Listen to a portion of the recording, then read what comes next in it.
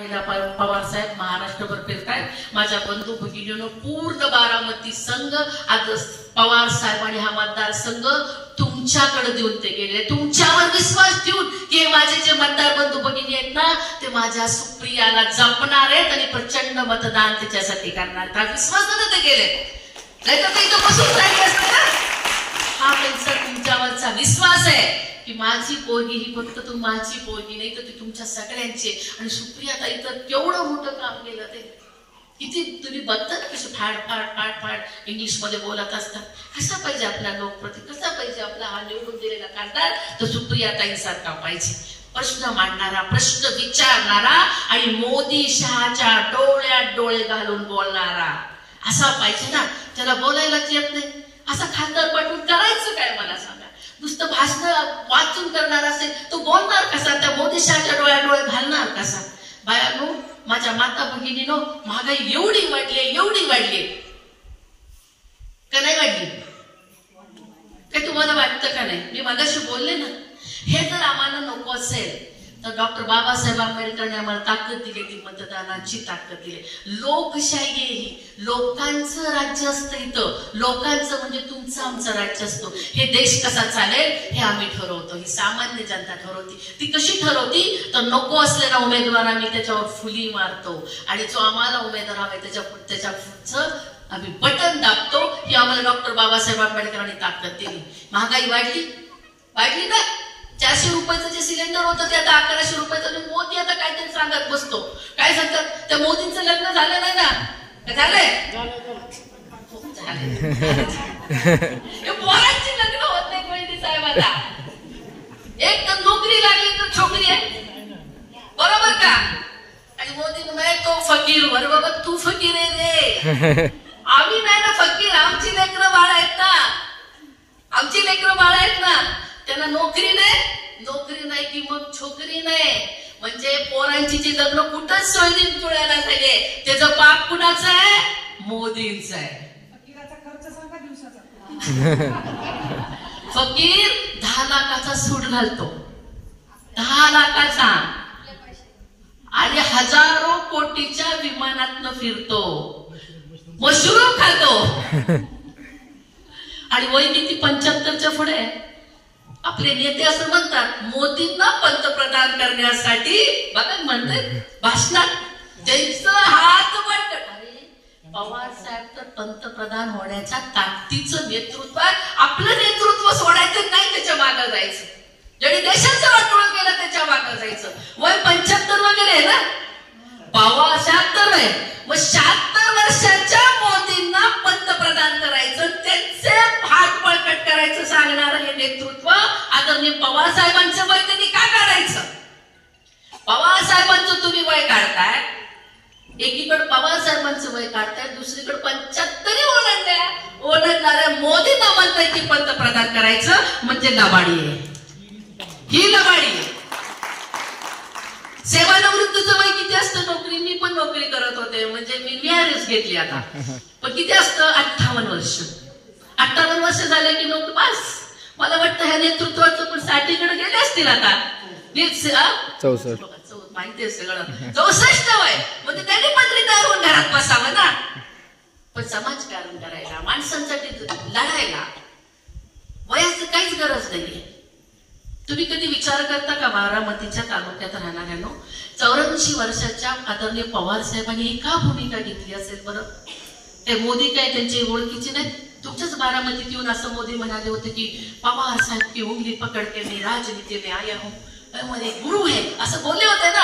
जे पवार साहेबांचं बोट घेऊन धरून आलेले हे मोदीजी, पवार साहेबांना काय अवघड आहे मोदीच्या बरोबर जाऊन बसायला, मांडीला बोलवत आहेतच ते, बोलवत आहेत या म्हणून. काय गेले नसतील विचार करा, काय गेले नसतील, काय अवघड आहे? पवार साहेबांना आमच्या राष्ट्रपती केलं असतं, सुप्रियाताईंना आमच्या मंत्री केलं असतं आणि सुखात असते सगळी. काही लढाई आहे, ही लढाई सामान्य माणसांच्या साठीची लढाई, ही जनतेच्या प्रश्नासाठीची लढाई आहे. कारण की 84 वयात पण ही लढण्याची भूमिका का घेतली आदरणीय पवार साहेबांनी? कारण हे जे भाजप आहेत, हे जे मोदी आहेत, हे जे शाह आहेत, ते सामान्य माणसांचं जगणं उद्ध्वस्त करत आहेत. माझ्या सुप्रियाला मिळाले असते एखादं मोठं मंत्रीपद आणि मी बी राष्ट्रपती झालो असतो पण त्यांनी त्याच्यावर लाथ मारली, कारण की ही जी भाजप आहे त्या आमच्या लेकरांना नोकऱ्या देतो म्हटलं, दिल्या का? नाही दिल्या. नोकऱ्या नाहीत, उद्योगधंदे नाहीत. उद्योगधंदे महाराष्ट्रात बाहेर, गुजरातला हे जे 2 गुजराती आहेत ना, तरी आमच्या महाराष्ट्राची वाट लागली. तरुण पोरांनो, का लढायचे आपण? का हे शिवाजी महाराजांचे मावळे स्वराज्यासाठी लढले असतील? तेव्हा ते आदिलशाह होते, निजामशाह होते. आता हे अमित शाह आहे आणि मोदी आहे. त्यांची जी शाही आहे ना, ही शाही ती घालवायची आपल्याला. ती लढाईची भूमिका 84 वर्षी जर आदरणीय पवार साहेब घेत असतील तर माझ्या बंधू आणि भगिनीनो आपल्याला ती घ्यावी लागेल. तुम्हाला असं वाटत असेल की आपण सामान्य माणसं आहोत, आम्ही सामान्य बाई आहोत, आम्ही काय करणार? तुम्ही सगळं करू शकता. ही मतदानाची ताकद आहे ना, ती करू शकता. 1942 ला महात्मा गांधीजींनी चले जाऊचा नारा दिला होता. पुऱ्या जगात बाईला कधीच उंदराच्या बाहेर काढलं जात नव्हतं. पण 1942 ला महिला स्वातंत्र्य युद्धात होत्या. हा आमचा इतिहास आहे. महिला लढत होत्या. महिला रस्त्यावर येऊन त्या इंग्रजांना, गोऱ्यांना म्हणत होत्या, चालते वाईतून. तेव्हा आम्ही गोऱ्यांना चालतं केलं. आता आम्हाला चोरांना चालतं करायचं, गद्दारांना चालतं करायचंय. आदरणीय पवार साहेबांनी जो पक्ष त्यांचं रक्ताचं पाणी करून उभं केलं, त्या पवार साहेबांच्या बरोबरी गद्दारी करणाऱ्यांना आम्हाला चालतं करायचंय. मी त्या साताऱ्यातनं येते. त्या साताऱ्याची जी पावसातली सभा गाजली होती गेल्या इलेक्शनला, वहिनी साहेब, तुम्ही पावसात भिजलेले साहेब बघितले. पण तुम्हाला माहितीये का, जेव्हा पवार साहेबांना आजार झाला 2004 ला, तेव्हाही साहेब प्रचार करत होते. त्यांच्या तोंडातनं रक्त वाहत होतं. रक्तात भिजलेले साहेब सुद्धा या महाराष्ट्रानं बघितले. आणि म्हणून आपण म्हणतो की राखेतनं जो पुढाभाराने घेतो त्याला फिनिक्स पक्ष असं म्हणतो. पण आम्ही तर म्हणे फिनिक्स पक्षाला जर नाव द्यायचं झालं तर ते शरद पवार नाव द्यावं. म्हणून आपली नैतिकता आहे की आपल्याला ह्या आपल्या बापाला हरू द्यायचं नाही. आता काकाने सांगितलं मगाशी, ते चंद्रकांत पाटील इथं आले आणि ते काय म्हणाले, चुटकी वाजवून सांगितलं की पवार साहेबांचा पराभव करायचंय, पवार साहेबांचा. अहो, तुमच्या 7 पिढ्या यायला पाहिजेत पवार साहेबांचा पराभव करायला.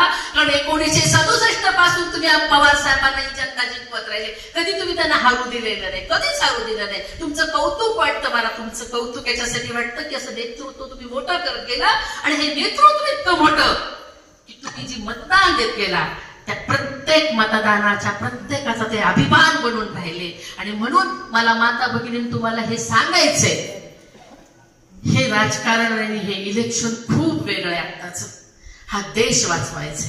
हा देश मोदी आणि शहाच्या, ज्यांनी आमच्या शेतकऱ्यांचं कंबरड मोडलं, आमच्या माता भगिनींच्या अब्रूची लक्तर त्यांनी वेशीवर टांगली.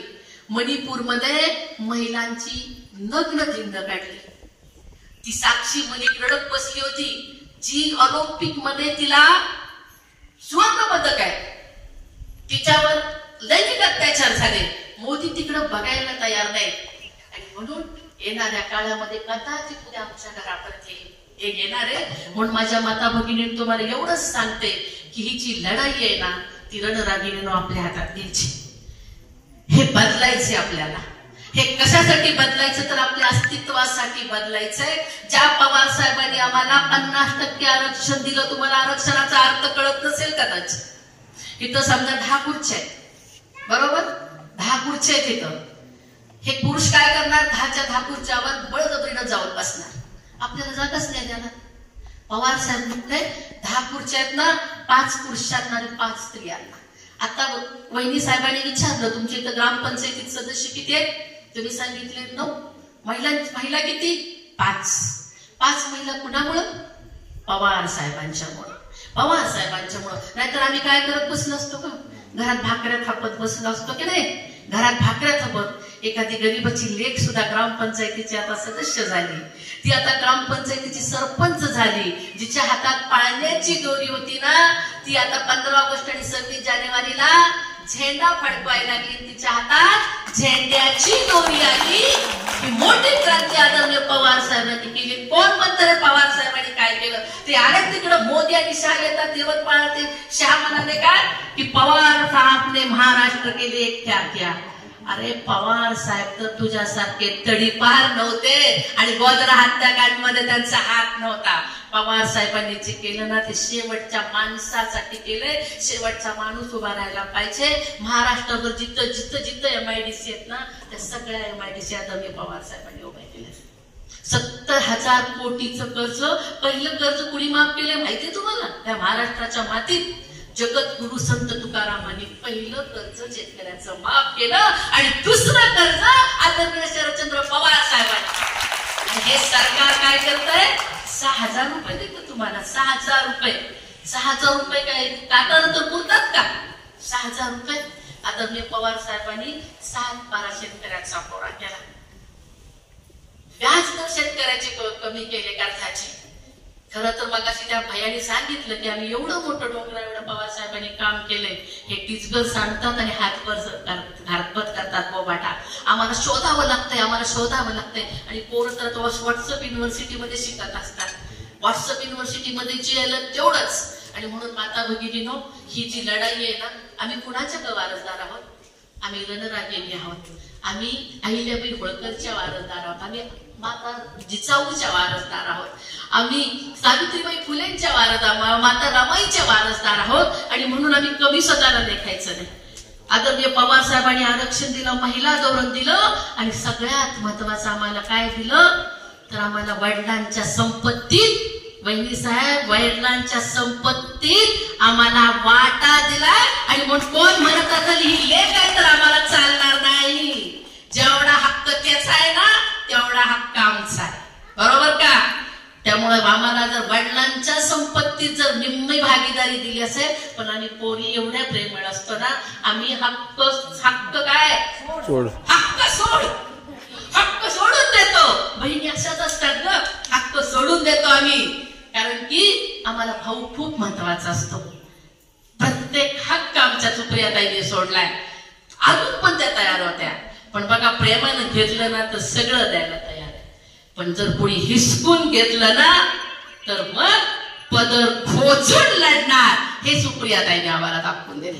ही रणरागिणी आम्हाला संसदेतला, दिल्लीतला आवाज आपल्याला मोठा करायचा. ही रणरागिणी चौथ्या वेळी आम्हाला पाठवायची. तुमची मी बहीण म्हणून साताऱ्यातून आली, अत्यंत नम्र. तुम्ही तर बारामतीकर आहात, पवार साहेबांवर प्रेम करणारे आहात. आज जागतिक लेवलला जर ह्या आमच्या उमेदवाराची दखल घेत असतील तर तुम्हाला मी अत्यंत नम्रपणे सांगतेय, दिवस रात्र झाटा. शत्रू मोठा आहे, त्याच्याकडं धनशक्ती आहे, त्याच्याकडं मलिदा गँग आहे, त्याच्याकडे सगळी असली माणसं आहेत. पण ही जी जनतेची ताकद आहे ना ती त्यांच्या बरोबर आहे. दिवस रात्र इथून गेल्यानंतर माझ्या बायानो, जर आम्हाला हा देश सांभाळायचा आहे, घर सांभाळण्यासाठी किती कष्ट करता ना सकाळी उठून संध्याकाळपर्यंत, तसा हा देश पण आपल्याला सांभाळायचा आहे. देश चोरांच्या ताब्यात जाता कामा नये. देश वाचला तर आम्ही वाचू, आम्ही वाचलो तर आमची लेकरं बाळ वाचू. आणि म्हणून रोज 10 घरं जावा, 10 जणांना भेटा, घरात जाऊन त्यांना सांगा सिलेंडरचे दर वाढवणाऱ्या ह्या भाजप सरकारला आम्हाला मत द्यायचं नाही, त्याला आम्हाला काढायचे. आमच्या लेकरा बाळांच्या तोंडचा घास काढून, आमच्या लेकरा बाळांच्या नोकऱ्या हातातून काढून देणाऱ्या ह्या नराधामांना आम्हाला काढायचंय. याच्यासाठी आम्हाला सुप्रियाताईंना मतदान करायचंय. आणि म्हणून येत्या 7 मेला आपली खून काय आहे? तुतारी फुंकणारा माणूस आहे. माणूस महत्वाचा आहे. लोकशाहीमध्ये कोण महत्वाचा असतो तर माणूस महत्वाचा असतो. एक चिन्ह, एवढं भारी चिन्ह मिळालंय की आदरणीय पवार साहेब ते चिन्हाचा शुभारंभ करायला रायगडावर गेले होते. छत्रपती शिवाजी महाराज जेव्हा युद्धाला जायचे तेव्हा ही तुतारी फुंकली जायची. आणि जेव्हा जिंकायचे ना तेव्हा पण तुतारी फुंकली जायची. जेव्हा चांगला मुहूर्त असतो ना तेव्हा आपण तुतारी, शुभ कामाच्या वेळेस आपण तुतारी फुंकतो. ही तुतारी आहे ना महिलांना आता हातात घ्या आणि अशी फुंका जे चोर आहेत, जे गद्दार आहेत, जिने ह्या महाराष्ट्राची वाट लावली आहे, त्यांच्या कांठाळा बसल्या पाहिजेत. एवढी तुतारी फुंका. घराघरात जावा, सुप्रियाताईंचा प्रचार करा, हे चिन्ह पोचवा, शेवटच्या माणसापर्यंत चिन्ह पोचलं पाहिजे. आणि माझ्या तरुण भावंडांना विनंती आहे की प्रत्येक मतदान बूथवर यायला पाहिजे. आपलं इतकं तुम्हाला देश वाचवायचं काम आहे. हे दुसरं स्वातंत्र्य युद्ध आहे आपल्यासाठी, दुसरं स्वातंत्र्य युद्ध. ह्या रंगाबिल्ला जे मोदी साहेब बसलेत ना, ज्यांनी आमच्या महाराष्ट्रातल्या मराठी माणसाच्या अस्मितेला धक्का लावलाय. ते मगाशी चंद्रकांत पाटील काय बोलले होते, ते असं बोलले होते, महात्मा फुले, कर्मवीर भाऊराव पाटील, डॉक्टर बाबासाहेब आंबेडकरांनी भीक मागून शाळा चालवल्या. महात्मा फुले, डॉक्टर बाबासाहेब आंबेडकर आमच्या अस्मितेचे विषय आहेत. महात्मा फुलेंनी जर शाळा काढली नसती आणि बाबासाहेबांनी जर आम्हाला संविधान दिलं नसतं तर आम्ही बाई म्हणून आणि माणूस म्हणून जगलो असतो का? मला सांगा.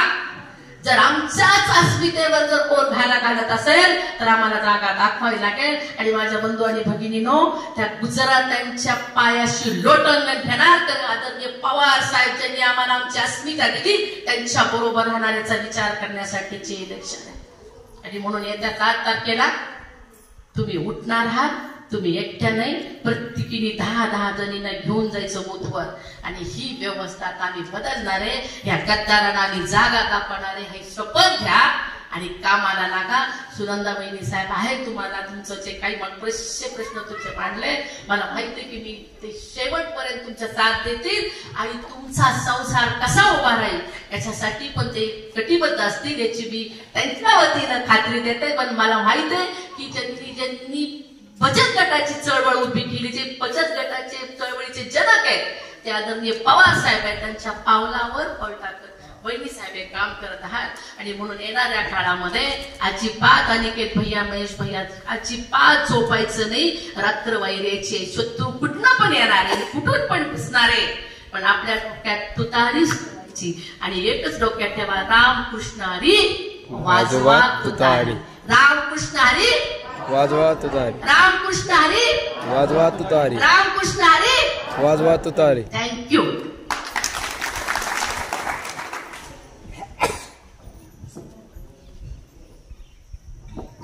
नमस्कार.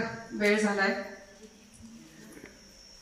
आज या बाबुर्डी या गावामध्ये आज आपण सुप्रियाताईंच्या प्रचाराच्या निमित्तानं आपण एकत्र जमलेलो आहोत. आधीच्या वक्त्यांनी खूप छान पद्धतीने आजची